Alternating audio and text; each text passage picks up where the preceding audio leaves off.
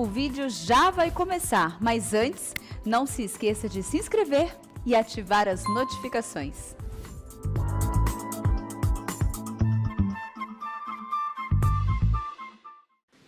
Irmãos, vamos abrir a palavra de Deus no livro de Jó, capítulo 1. Eu vou usar esse texto como referência, mas eu quero conversar um pouco com vocês sobre a teologia da morte. Não é um sermão Drácula, tá? Eu também não sou agente funerário. É porque nesse mês de prevenção do suicídio nós recebemos muitas perguntas, muitos questionamentos. Tem muita gente sofrendo, inclusive crentes, por não aceitar ter perdido familiares, parentes queridos, através da Covid, essa morte. E toda uma narrativa política é criada em cima disso. Chegamos a 600 mil mortes. Eu não vou entrar nessa questão aqui, é só você pegar esse percentual e comparar com a quantidade de morte que existe no Brasil. Só no Brasil, de doenças cardiológicas, infarto e outros, morrem 400 mil por ano. E nós precisamos ter uma visão desse assunto à luz da palavra de Deus. O que a Bíblia ensina sobre a morte? E mais especificamente, o que significa a morte para o crente, para o cristão? Eu queria que você fosse lá para Jó, capítulo 1, a partir do versículo 18. Diz assim a palavra de Deus: também este falava ainda, quando veio outro e disse: estando teus filhos e tuas filhas comendo e bebendo vinho em casa do irmão primogênito, eis que levantou grande vento ao lado do deserto, e deu nos 4 cantos da casa, a qual caiu sobre eles e morreram. Só eu escapei para trazer-te a nova. Então Jó se levantou, rasgou o seu manto, rapou a cabeça, e lançou-se em terra e adorou. E disse: nu saí do ventre de minha mãe, e nu voltarei. O Senhor o deu, e o Senhor o tomou. Bendito seja o nome do Senhor.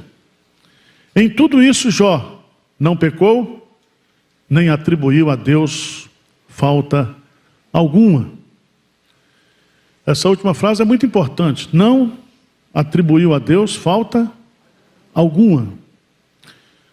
Por que Jó não atribuiu a Deus falta alguma? Primeiro, ele estava perdendo, por causa de uma tragédia, os 10 filhos, de uma vez só. Você já pensou em ir para o cemitério enterrar 10 filhos, você que é pai e mãe? A dor de uma tragédia dessa? Como aconteceu em Brumadinho, aquele banho de lama que famílias inteiras foram levadas, e agora na pandemia também muitas famílias perderam não somente um membro, mas vários membros da família. E Jó aqui, ele tem um conceito muito importante. Ele entende que a vida e a morte estão sob o controle de Deus. É Deus que dá a vida e é Deus que dá a morte, ou tira a vida da pessoa. E eu queria elencar pelo menos uns 5 pontos aqui para vocês sobre esse assunto, para que você possa ter um conceito bíblico, teológico, acerca desse assunto, para que você possa não somente se consolar, se confortar, mas ser instruído. Paulo usa lá em 1 Tessalonicenses capítulo 5, ele diz: eu não quero que vocês sejam ignorantes sobre o assunto daqueles cristãos que estão morrendo, que já morreram. Então esse assunto nós não podemos ignorá-lo, é um assunto que nós temos que ter resolvido na nossa cabeça. Tá certo? O primeiro princípio que eu quero colocar para vocês é o princípio da origem da morte. Eu queria que vocês fossem lá para Gênesis capítulo 2. Gênesis capítulo 2, porque a morte começa na queda original. E Deus, ao fazer o homem e a mulher, Ele deu ao homem a possibilidade, o livre-arbítrio, dele permanecer vivendo sem a morte eternamente. Ele estabeleceu um pacto, onde se ele obedecesse, ele viveria para sempre, mas se ele desobedecesse, ele experimentaria da morte. Veja lá, em Gênesis capítulo 2, versículo 16 e 17, e o Senhor Deus lhe deu essa ordem: de toda árvore do jardim comerás livremente, mas da árvore do conhecimento do bem e do mal não comerás, porque no dia em que dela comeres, certamente morrerás. Presta que ele não diz assim, provavelmente.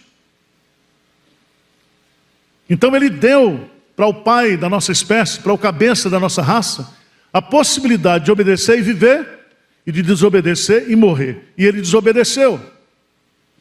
E ao desobedecer, a morte começou a fazer parte da nossa vida, da nossa história. Não somente a morte física, a separação do corpo e da alma. Não somente a morte espiritual, porque nós morremos nos nossos delitos e pecados, fomos expulsos do paraíso. Rompemos decisivamente a nossa comunhão com Deus.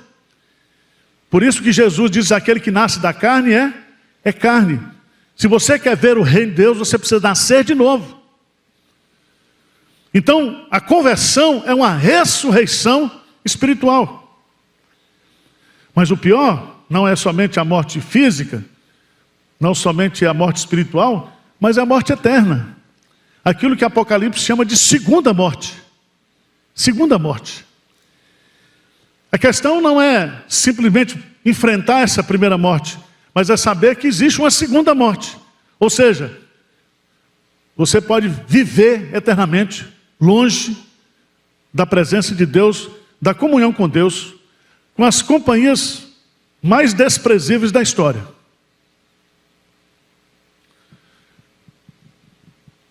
Por isso que a morte física, ninguém aceita a morte física. Se você disser que aceita a morte, você precisa de tratamento. Não existe enterro bonito.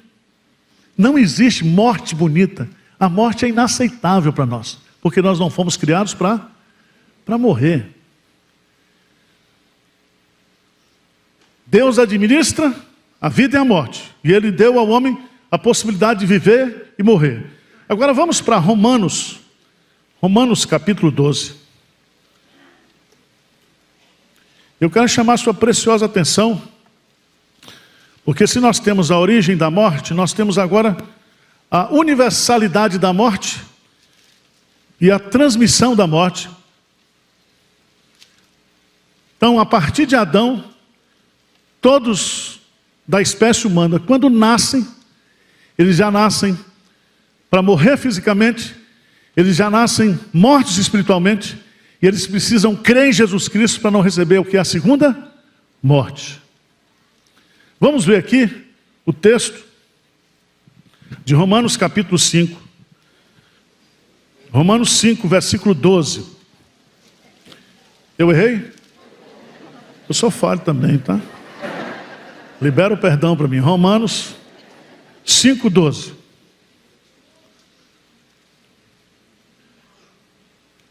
Romanos 5, 12. O que diz aí?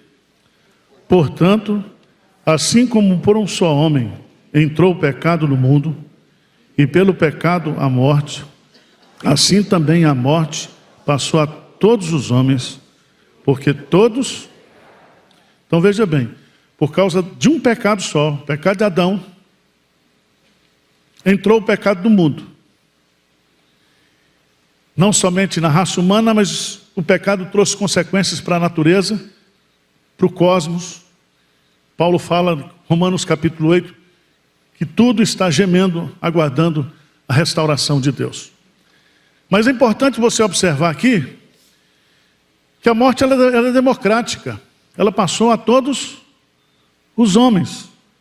Morre no Sírio-Libanês, morre na favela, morre no posto de saúde, morre em qualquer lugar. A morte faz parte da nossa espécie. E quando nós nascemos, nós já nascemos para morrer. E cada dia que passa, nós estamos mais longe do berço e mais próximo da sepultura. Você está mais longe da maternidade e perto do cemitério. Está entendendo como é que é? Eu espero que vocês vá primeiro que eu.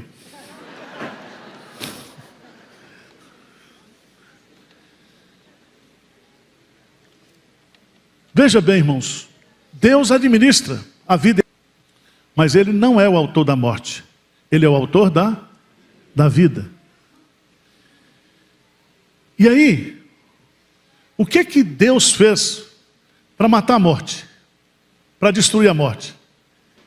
Ele mandou Jesus Cristo, seu Filho. Deus, Ele se fez homem.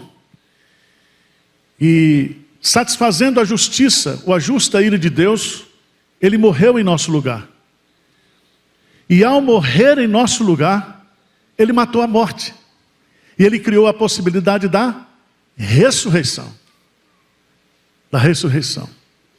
E aí eu queria que você fosse lá para Hebreus, por favor. Hebreus.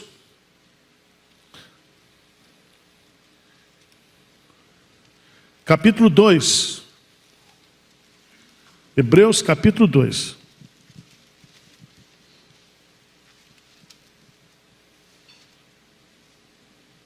Versículo 14 e 15. Vamos ler juntos? Visto, pois, que os filhos têm participação comum de carne e sangue, destes também ele igualmente participou, para que por sua morte destruísse aquele que tem o poder da morte, a saber, o diabo, e livrasse todos que, pelo pavor da morte, estavam sujeitos à escravidão. Então presta atenção, nós nascemos escravos do pecado, escravos da morte, escravos de Satanás. Jesus Cristo, Ele se identifica conosco, participa da nossa natureza, para que através da sua morte, Ele destruísse aquele que tem o poder da morte. Então a morte foi assassinada, foi destruída pelo poder de Jesus, pelo sacrifício de Jesus. Amém? Por isso que Paulo chega para a morte e diz: onde está a morte, o teu aguilhão? Tragada foi a morte pela vitória.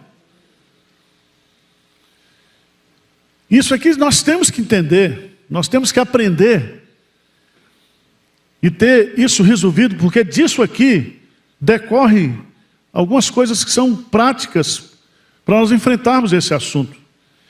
E aí eu quero voltar lá para o texto de Jó, chamar sua preciosa atenção para alguns detalhes que eu queria destacar aqui, né?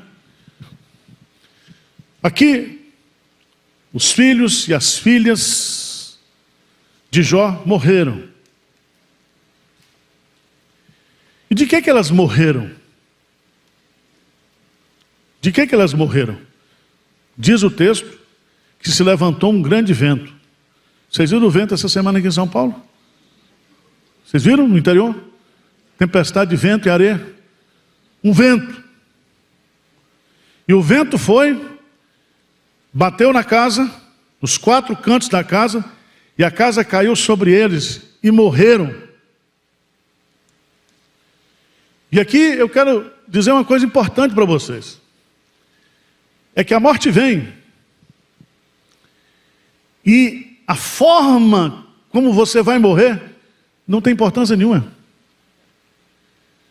As pessoas que morreram por Covid, morreram. E morreriam, se não fosse por Covid, seria por qualquer outro problema. Eu estava, semana passada, conversando com uma irmã nossa, esposa de pastor, vai se tornar membro aqui da nossa igreja. Há 2 anos ela perdeu o esposo. E até hoje ela sofre. Ela está curtindo o luto ainda. E ela diz: mas como é que seu esposo morreu? Foi de Covid? Porque hoje ninguém mais... Você pergunta logo assim: foi de Covid? Não, pastor. De quê? Não, ele saiu, colocou o tênis, calção, camiseta, e ele anda todo dia no parque. E foi andar no parque. E chegando lá, ele tropeçou, bateu a cabeça na guia e morreu. Eu só quero que vocês entendam o seguinte: a forma como você vai morrer, a forma como nós vamos passar dessa vida para outra, é bem democrática também. E cuidado para você não achar que porque uma pessoa morre, sofre com a doença, passa por tratamento, que isso é castigo de Deus. Não, não faça isso. Você não tem autoridade sobre esse assunto. Você não é competente para julgar o sofrimento de ninguém. Quando os discípulos veem aquele cego de nascença, pergunta: quem pecou para que ele nascesse cego? Os pais ou ele? Jesus diz: olha, o problema não é de causa. Ele não nasceu doente e viveu cego por causa de pecado. Ele nasceu assim para que nele se manifeste o que é a glória de Deus. Ele vai se converter e um dia ele não vai ser mais cego. Ele vai ressuscitar perfeito. Perfeito. Então, aqui, a morte dos 10 filhos foi uma tragédia causada por um vento. A gente sabe que Satanás estava por trás disso, mas o fato em si. Então, o fato de alguém perder alguém por Covid nessa pandemia, isso não significa castigo de Deus, que Deus não ama você, que Deus não ama a sua família. Entenda isso. Segunda coisa importante é que ele morreu porque chegou o dia dele morrer. Isso é uma coisa que precisa entender. Por favor, vamos lá para Hebreus. Hebreus, capítulo 9.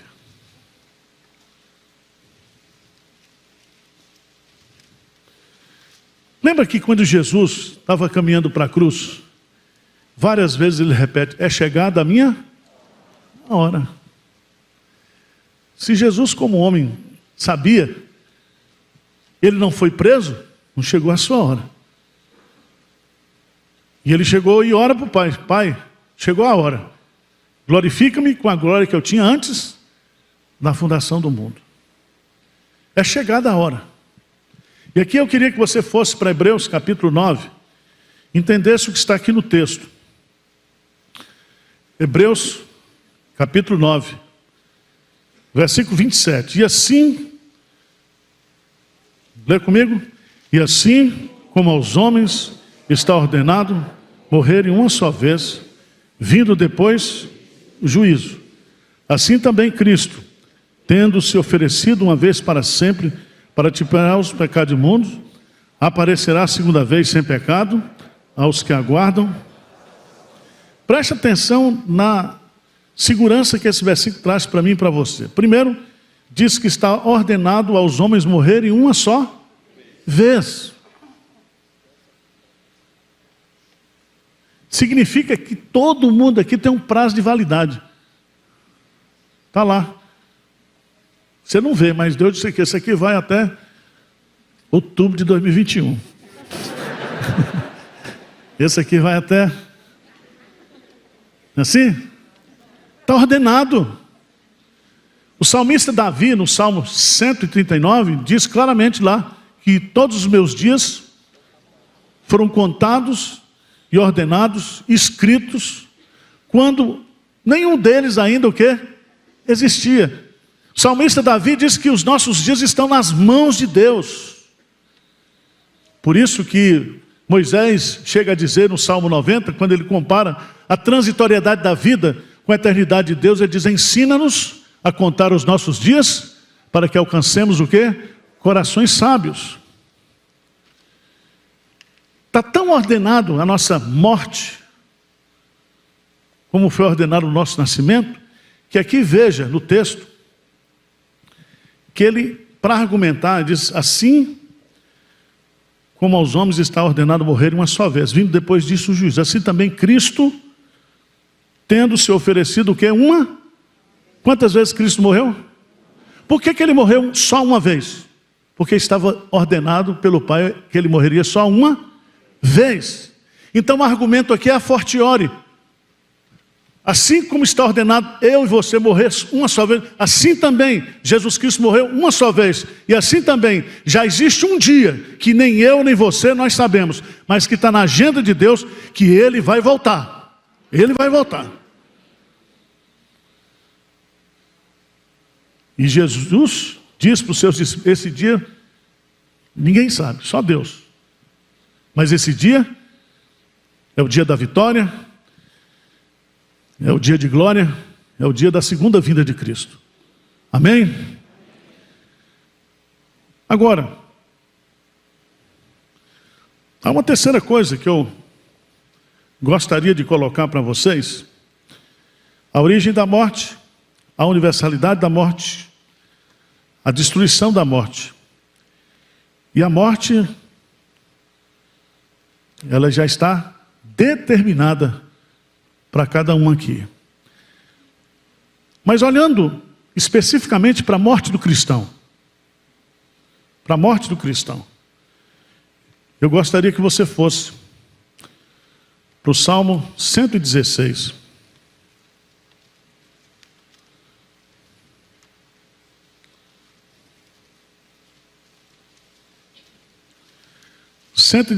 Versículo 15. Salmo 116, versículo 15. O que diz lá? Preciosa é aos olhos do Senhor a morte dos seus. Esse adjetivo, precioso, ele é aplicado na Bíblia para muitas coisas. Jesus é precioso, a palavra de Deus é preciosa, a fé é preciosa, o sangue de Cristo é precioso. E a Bíblia fala que a morte do crente, ela é preciosa aos olhos de quem?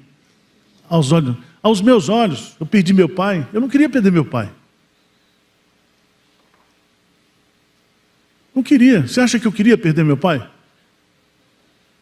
Quem é que quer perder, ente querido? A morte aos nossos olhos é terrível. Mas aos olhos de Deus, a morte dos seus filhos, dos seus santos, ela é preciosa. Por quê?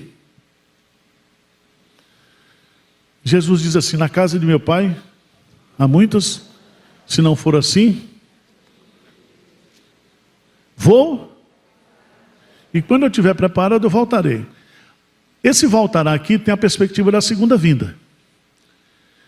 Mas todas as vezes que um crente morre, não é o crente que parte, é Deus que vem buscá-lo. Está lá, Lucas capítulo 16, e os anjos levaram aquele crente para o seio de Abraão. O ímpio foi enterrado, foi levado. Quando um crente morre, irmãos, ele é recebido na presença de Deus. E tem festa no céu. Tem festa no céu. Não é bom quando os filhos da gente voltam para casa? E é tão bom você entender que quando um crente volta para a presença de Deus através da morte de Cristo, quando ele é chamado por Deus, isso é precioso aos olhos de Deus. É como se Jesus olhasse para aquele crente morto e ficasse satisfeito com o precioso trabalho da sua alma. Lembra do pai? Da parábola do pródigo? Esse meu filho estava morto e reviveu. E ele faz festa. Faz festa. Então a gente fica triste aqui, a gente chora aqui, a gente fica de luto aqui, mas aquele que partiu está com Cristo, está feliz, está bem. Amém? Amém. Preciosa é aos olhos do Senhor a morte dos seus santos. Mas Paulo, lá em Filipenses capítulo 1, Filipenses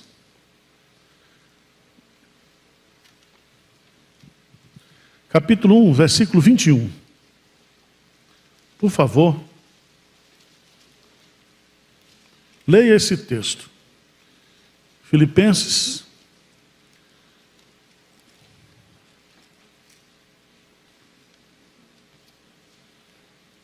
o que diz a palavra de Deus? O apóstolo Paulo, dando o seu testemunho, ele diz: porquanto para mim o viver é Cristo e o morrer é lucro.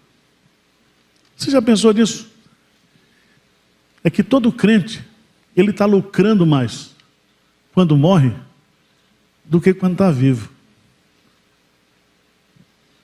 Lá no céu a gente vai brigar e vai dizer assim: por que você orou por mim para eu não morrer?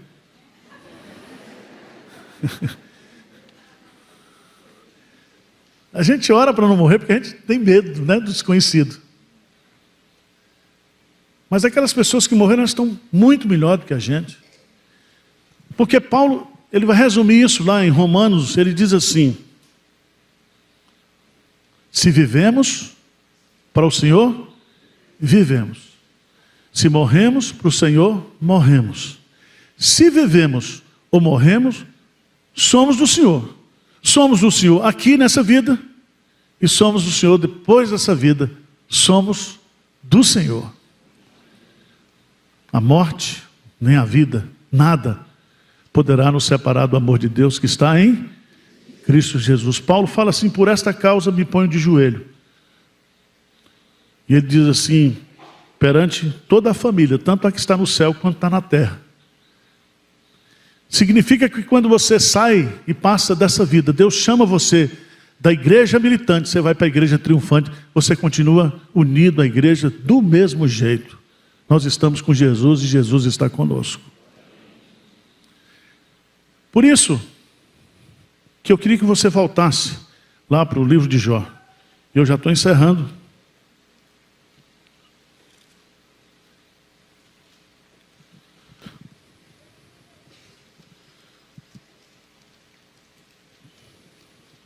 No versículo 21, esse texto, ele tem um sentido abrangente, não somente de que o Senhor é que dá tudo, que o Senhor tira tudo. Jó não perdeu somente os 10 filhos, ele perdeu bens, riqueza, fortuna, perdeu tudo. Perdeu inclusive a saúde, e sofreu num período de 12 anos. E veja no texto, que ele diz assim: no saí do ventre de minha mãe, e no voltarei. O Senhor o deu, e o Senhor o quê? O tomou. Preste atenção, o Senhor não raptou, o Senhor não roubou, o Senhor não furtou, Ele não cometeu nenhum delito contra você. Sabe por quê?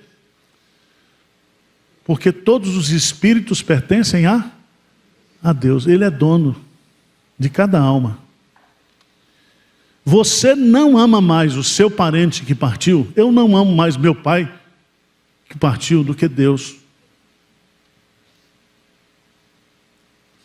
Deu para entender? Antes de ser meu pai, antes de ser meu filho, antes de ser seu parente, todos nós pertencemos a Deus. O mundo e os que nele habitam.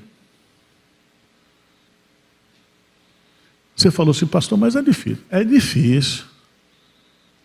É difícil. Tá certo? É difícil. Quando Jesus soube da morte de Lázaro e ele chegou à casa de Marta e Maria, o que ele fez? Ele chorou. E ele viu o que o pecado, o que a morte trouxe para a nossa espécie.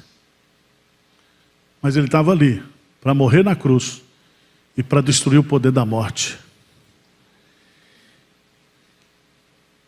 Eu sei que é difícil dizer isso, mas nós temos que aprender a dizer: bendito seja o nome do Senhor, na vida, na morte, nas tristezas, nas alegrias. E se você for lá, um detalhe final no livro de Jó.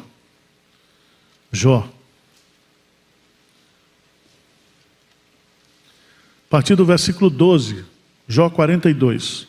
Assim, Abençoou o Senhor o último estado de Jó mais do que o primeiro, porque veio a ter 14.000 ovelhas, 6.000 camelos, 1.000 juntas de boi e 1.000 jumentas. Também teve outros 7 filhos e 3 filhas. Presta atenção. Tudo Deus deu o quê? Em dobro. Se era para dar o dobro de filhos, teria que ter quantos filhos? 20 filhos. É ou não é? Olha a lógica. Por que Deus só deu 10 filhos? Porque esses 10 filhos continuam vivos na presença de Deus. Eu e você, nós não perdemos ninguém quando essa pessoa morre.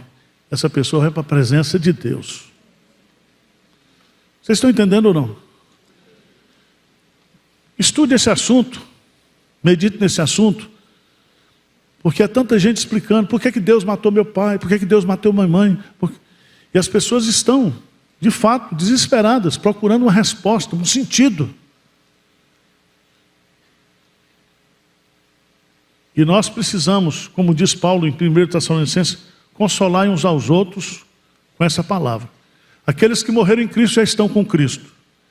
E se Cristo voltasse hoje, aqueles que morreram em Cristo já viriam com Ele, ressuscitados. E nós que estamos aqui, seríamos transformados e habitaríamos com Deus para todo sempre. Que o Senhor te console, que o Senhor te anime, que o Senhor tire a sua tristeza, seu luto, e coloque em você veste de louvor. E você diga como Jó: bendito seja Deus. Amém?